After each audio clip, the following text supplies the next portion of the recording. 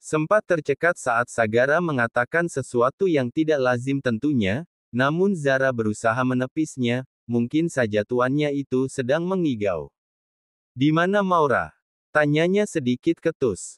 John yang memperhatikan sikap tuannya yang super kaku, hanya bisa menepuk jidatnya. Bisakah tuan bersikap lembut terhadap seorang wanita? Cek, keluhnya dalam hati. Ada di dalam tuan, sedang tidur di kamarku bersama dengan Maura. Jawabnya cukup kaku. Kemudian tiba-tiba saja muncullah seorang pria yang masih mengenakan seragam karyawan, datang menghampiri Zara sambil membawa tentengan kresek berwarna putih. Assalamualaikum Mbak Zara. Sapa Dika. Waalaikumsalam, ada Mas Dika. Jawab Zara tersenyum renyah. Saga yang menyaksikan sikap dua orang di hadapannya yang cukup akrab tersebut, ia mulai merasa jengah, sedangkan Dika menatap tidak sukanya ke arah Sagara. Oh, jadi pria ini adalah bosnya Mbak Zara, ngapain dia malam-malam ke sini? Kurang kerjaan sekali. Gerutunya dalam hati. Oh iya Mbak, ini ada sedikit oleh-oleh untuk Mbak Zara dan juga Akila, mohon diterima ya. Ucapnya sembari mengasongkan kantong kresek berwarna putih kepada Zara. Saga pun semakin kesal dibuatnya, dadanya serasa terbakar melihat Zara mengobrol akrab dengan pria di hadapannya. Hei, jika sudah tidak ada urusan enyahlah kau dari sini. Usir Sagara dengan nada membentak. Zara pun merasa tidak enak atas sikap Tuan Sagara kepada Dika, yang sudah Zara anggap sebagai seorang teman. Maksud Anda apa Tuan? Sahutnya memberanikan diri memelototi Sagara. Aku bilang pergi ya pergi. Kupingmu budek hah. Bentaknya, kembali membuat Dika semakin jengkel dibuatnya. Lalu John mencoba melerainya agar tidak terjadi pertikaian di antara keduanya. Maaf ya Mas, sebaiknya Anda mengikuti perintah dari bos saya. Pintanya memohon. Memangnya siapa dia hah? Bukan penguasa kampung ini kan? Apa kau seorang pejabat hah? Balasnya tidak mau kalah. Sampai akhirnya Zara mencoba membujuk Dika dengan suaranya yang lembut. Mas Dika, sebaiknya pulang dulu ya, nanti kalau mau mengobrol lagi bisa dilanjutkan besok, bagaimana? Usulnya sambil melempar senyum. Melihat sikap Zara begitu manis terhadap Dika, Sagara semakin kesal dibuatnya, bahkan darahnya sampai mendidih, perasaannya begitu bergejolak. Hingga pada akhirnya Dika memilih untuk kembali ke rumahnya, namun sebelumnya ia kembali memelototi Sagara. Brengsek, cari mati rupanya orang ini, awas saja, akan aku buat perhitungan dengannya. Berani-beraninya bersikap seperti ini padaku, cih. Umpatnya dalam hati. Ada apa dengan Tuan Sagara? Kenapa ia bersikap menyebalkan seperti ini? Aish, ingin rasanya aku menyumpal mulutnya yang suka seenaknya jika berbicara dengan orang lain. Keluh Zara dalam hati. Setelah kepergian Dika, kemudian Sagara menerobos masuk ke dalam dan mencari keberadaan Maura, Zara pun sempat dibuat kesal olehnya, apalagi Tuan Sagara tidak melepas alas kakinya alias sepatunya. Maaf Tuan, bisakah Anda bersikap sedikit lebih sopan saat berkunjung ke rumah orang? Tegurnya penuh keberanian, kali ini Zara tidak peduli jika bosnya sampai mengomeli dirinya. Namun entah kenapa Sagara tidak berkomentar apapun, ia hanya terdiam dan berhenti melangkahkan kedua kakinya di depan pintu kamar, ia pun sempat kebingungan, pintu kamar yang mana yang harus ia buka, sebelah kanan atau kiri. Sedangkan John lebih memilih untuk duduk di kursi teras depan sambil memperhatikan kondisi serta situasi di sekitar rumah. Karena sedari tadi ia melihat ada lebih dari 2 warga yang mengintip, sepertinya mereka mulai mencurigai hadirnya Tuan Sagara di tempat ini. Aish, apakah warga plus 62 selalu ingin tahu urusan orang? Dasar kepo. Keluhnya sembari menatap sinis 2 orang wanita yang sepertinya sedang mencoba mencari tahu. 2 orang wanita tersebut pun langsung berlari sampai terbirit-birit ketika John berhasil memergoki mereka. Lalu Zara memberitahu kepada Tuan Sagara jika Maura berada di dalam kamar sebelah kanan, kemudian Sagara buru-buru membuka handle pintu, sedangkan Zara lebih memilih mengekori Sagara dari belakang. Saat Sagara menoleh dan membalikkan tubuhnya ke arah belakang, ia tidak menyangka jika Zara tepat berada di belakang punggungnya. Seketika Zara malah menabrak dada bidang miliknya. Dan tiba-tiba saja suasana telah berubah menjadi hening, rasa canggung di antara keduanya mulai terasa, dan kini keduanya malah saling menatap dalam diam. Sagara tidak pernah putus memandangi Zara, begitupun dengan Zara. Saat ini kedua mata mereka saling bertemu.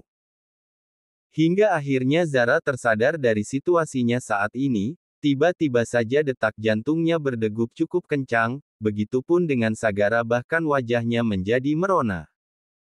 Karena takut ketahuan oleh Zara, Saga pun segera memalingkan wajahnya lalu netranya beralih ke arah putrinya yang sedang tertidur pulas di samping Akila.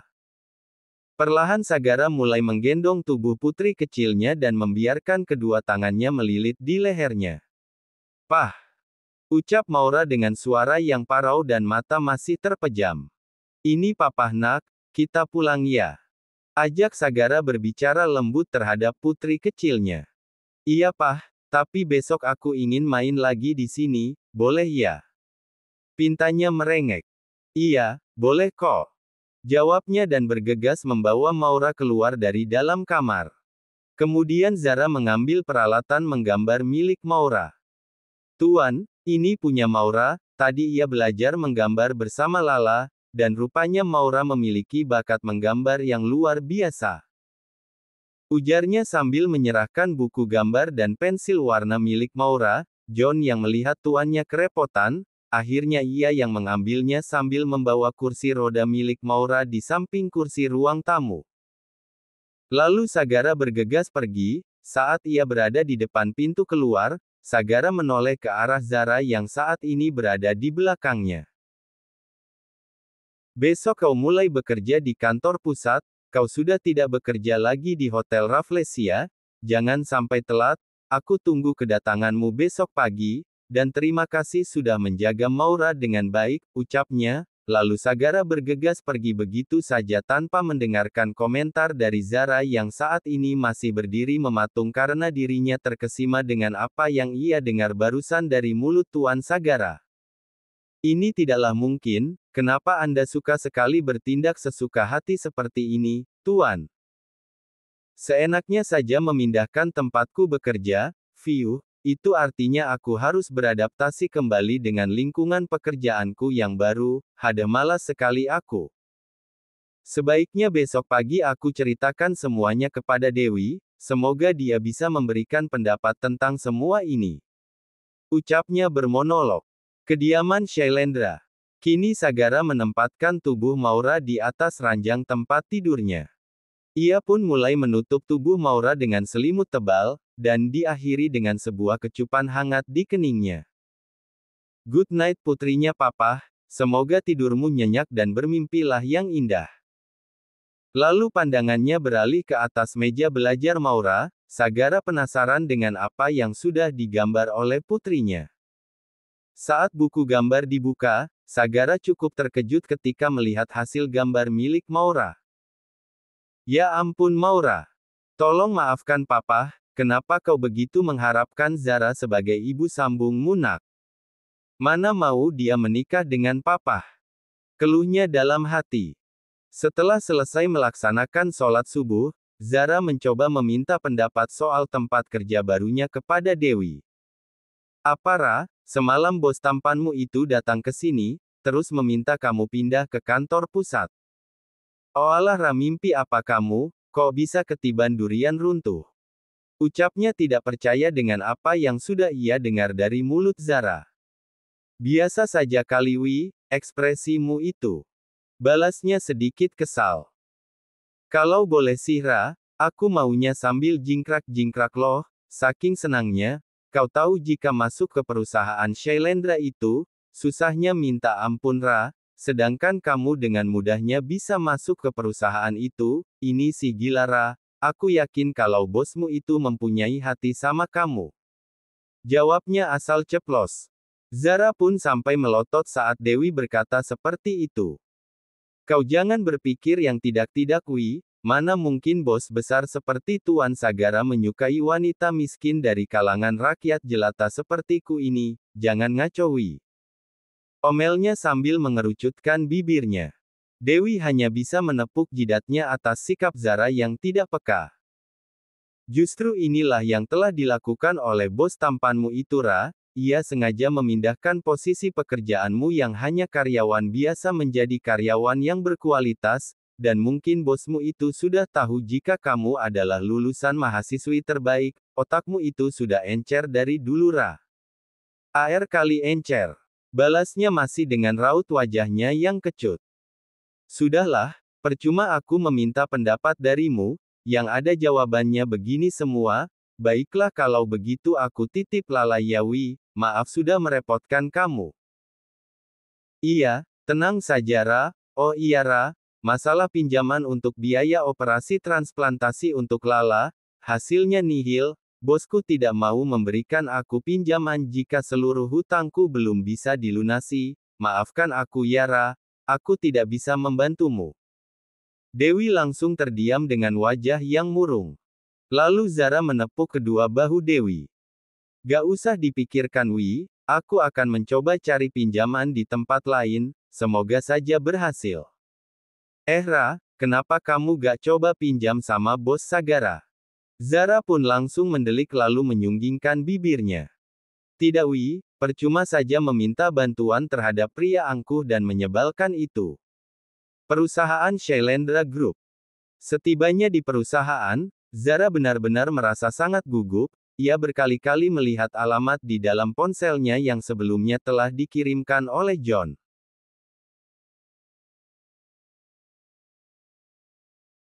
Setibanya di dalam lobi kantor, kehadirannya disambut hangat oleh karyawan lainnya, karena sebelumnya mereka sudah mendapatkan kabar jika akan ada seorang wanita dan menjadi karyawan baru di perusahaan ini, yang telah digosipkan sebagai kekasih Big Boss mereka, otomatis mereka pun takut jika sampai melakukan kesalahan terhadap Zara, namun ada juga yang mencibirnya, karena Zara disebut sebagai wanita yang pandai memanfaatkan situasi, yakni di mana dirinya meminta untuk ditempatkan di perusahaan ini yang tidak mudah sembarang orang untuk bisa bekerja di perusahaan Shailendra Group, sebuah perusahaan yang bergelut di bidang otomotif, perhotelan, properti, dan juga memproduksi aneka jenis makanan yang diekspor ke luar negeri. Zara yang tadinya terlihat gugup, kini sedikit mulai menghilang. Apalagi saat Pak John datang menyambutnya, dan dirinya langsung membawa Zara ke lantai 10, yakni lantai khusus untuk ruangannya Tuan Sagara dan juga divisi keuangan. Setibanya di lantai 10, Zara dipertemukan dengan Pak Heri, yakni kepala bagian keuangan perusahaan, kebetulan asistennya sudah 5 hari terakhir mengundurkan diri karena melahirkan dan memilih untuk fokus mengurus anak serta keluarganya. Pak Heri pun sempat keteteran dengan laporan keuangan perusahaan.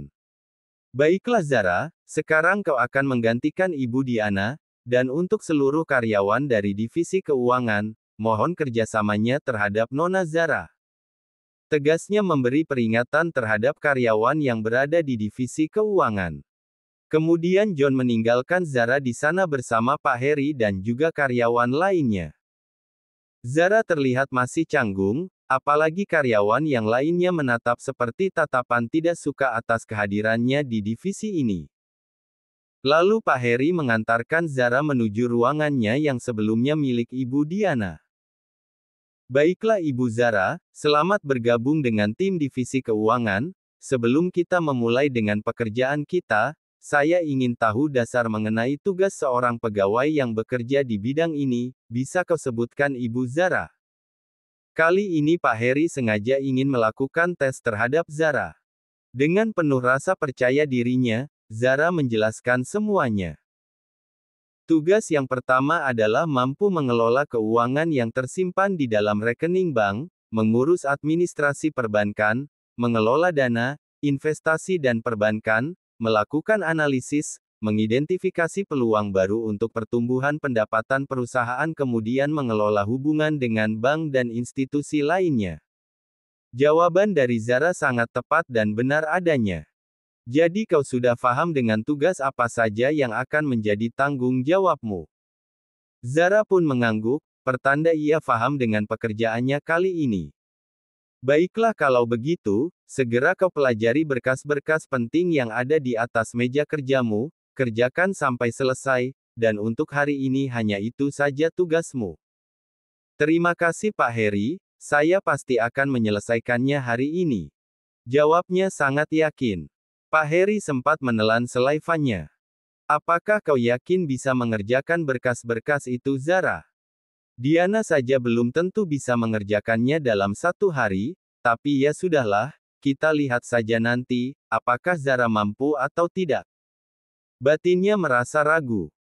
Hari ini Sagara datang telat ke kantor karena Maura merengek minta diantar ke rumah sakit untuk terapi olehnya, sedangkan dirinya hari ini sangat sibuk akibat banyaknya pekerjaan kantor yang belum selesai. Sagara sempat tidak sadar bahwa Zara saat ini sudah berada satu lantai bersamanya, John pun sengaja tidak mengatakan apapun kepada Tuan Sagara. Kemudian Zara menanyakan sesuatu kepada Pak Heri, di mana ada salah satu berkas yang menurutnya kurang ia pahami. Lalu Pak Heri pun melihat berkas tersebut. Haduh, ini kan seharusnya sudah berada di meja kerjanya Tuan Sagara, sebaiknya kau segera antarkan ke sana, sebelum beliau murka karena laporan keuangan bulan ini masih berada di mejamu. Perintahnya memaksa. Bapak yakin ingin saya yang memberikannya langsung kepada Tuan Sagara? Tanyanya masih ragu. Sangat yakinlah, apalagi saya dengar jika Ibu Zara ini adalah kekasihnya Tuan Sagara kan. Pasti beliau tidak akan marah jika Ibu Zara yang mengantarkannya langsung. Ucapnya dengan enteng. Bapak jangan asal bicara, saya dan Tuan Sagara tidak memiliki hubungan apapun. Elaknya mencoba meyakinkan Pak Heri. Allah sudahlah Ibu Zara, Anda jangan menutupinya lagi, seluruh karyawan di sini sudah tahu mengenai gosip hubungan antara Anda dengan Tuan Sagara, jadi saya mohon kali ini, Ibu Zara mau ya menolong saya, jika saya yang mengantarkan langsung, pasti Tuan Sagara akan murka padaku. Akhirnya dengan berat hati, Zara pergi ke ruangannya Tuan Sagara Mahendra untuk mengantarkan berkas-berkas tersebut, sambil menghela nafasnya, Zara mencoba melangkahkan kedua kakinya menuju ruangan tersebut. Tok, tok, tok.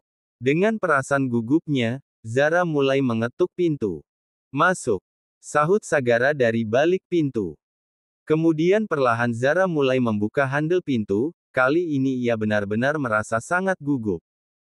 Sagara sendiri malah sedang sibuk berkutat di depan laptopnya tanpa menoleh ke arah Zara yang saat ini sedang memandang ke arahnya. Ada perlu apa kau datang ke ruanganku? Tanyanya dengan pandangan lurus di depan laptopnya. Maaf Tuan, saya hanya ingin memberikan berkas penting ini kepada Anda. Jawabnya terbata. Karena Sagara sudah tidak asing lagi dengan suara yang saat ini ia dengar, perlahan ia pun mulai menoleh, ditatapnya wajah Zara tanpa berkedip. Entah kenapa setiap kali melihat wajahnya Zara, Sagara merasa ada yang berbeda, yakni Zara selalu terlihat cantik dan menarik di matanya. Saga pun mendadak menjadi gugup dan juga kaku. Kau sudah di sini rupanya. Letakkan saja berkas itu di atas meja kerjaku, aku sedang sibuk dengan pekerjaanku. Ujarnya berbicara ketus. Nyatanya ini adalah cara terampuh Sagara untuk menghindari dengan apa yang sudah ia rasakan terhadap Zara, agar Zara tidak menaruh curiga padanya, jika saat ini dirinya selalu merasa berdebar ketika berhadapan dengannya. Kemudian Zara buru-buru menaruh berkas tersebut lalu bergegas pergi kembali ke ruangannya. Saga sempat menghela nafasnya sejenak bahkan ia sampai mengusap dadanya yang masih saja berdegup berirama. Ada apa dengan diriku ini? Mengapa detak jantungku selalu berdebar jika aku melihat wanita itu? Arkha sungguh sial. Umpatnya sambil mengepalkan kedua tangannya. Kemudian Saga mendapatkan panggilan telepon dari mamahnya, karena ponselnya terus berdering, Sagara pun terpaksa mengangkat panggilan telepon tersebut. Iya Ma, ada apa? Saga masih sibuk dengan pekerjaan di kantor. Saga, Maura, Hicks, Maura pingsan setelah lama menangis di dalam kamarnya. Sebelumnya ia terus memanggil nama Zara. Sekarang Mama sedang menuju rumah sakit, kau segera kemari ya nak, dan pastikan Zara ikut bersamamu. Pinta Nyonya Jelita seolah memaksa putranya. Mendengar hal itu Sagara pun langsung tercekat, ia bergegas beranjak dari tempat duduknya, sedangkan John baru saja kembali dari lobi setelah dirinya pergi sebentar karena adanya keperluan mendadak. Loh, Tuan mau kemana? Ke rumah sakit, kau tolong gantikan aku sebentar, nanti aku kembali. Perintahnya kepada John. Baik Tuan. Jawabnya sambil membungkuk. Kali ini Sagara bergegas menuju divisi keuangan yang tempatnya berada satu lantai dengannya. Ia pun baru teringat jika hari ini Zara sudah mulai bekerja di perusahaannya dan ditempatkan di posisi sesuai dengan keinginannya. Tap, tap, tap. Dengan langkahnya yang cepat, Sagara bergegas masuk ke dalam ruangan karyawan divisi keuangan. Semua orang yang berada di ruangan tersebut sempat terkejut tidak percaya, wajah mereka mendadak menjadi pucat pasi. Langkah demi langkah, Sagara pergi menuju ruangan asisten keuangan. Dan ia pun akhirnya mendapati Zara sedang sibuk dengan pekerjaannya. Ikut denganku. Ajaknya sambil menarik secara paksa tangan Zara, otomatis Zara pun terkejut bukan kepayang. Kali ini Sagara terus saja menggenggam tangan Zara dengan begitu eratnya, sampai-sampai satu divisi dibuat heboh dengan kejadian ini.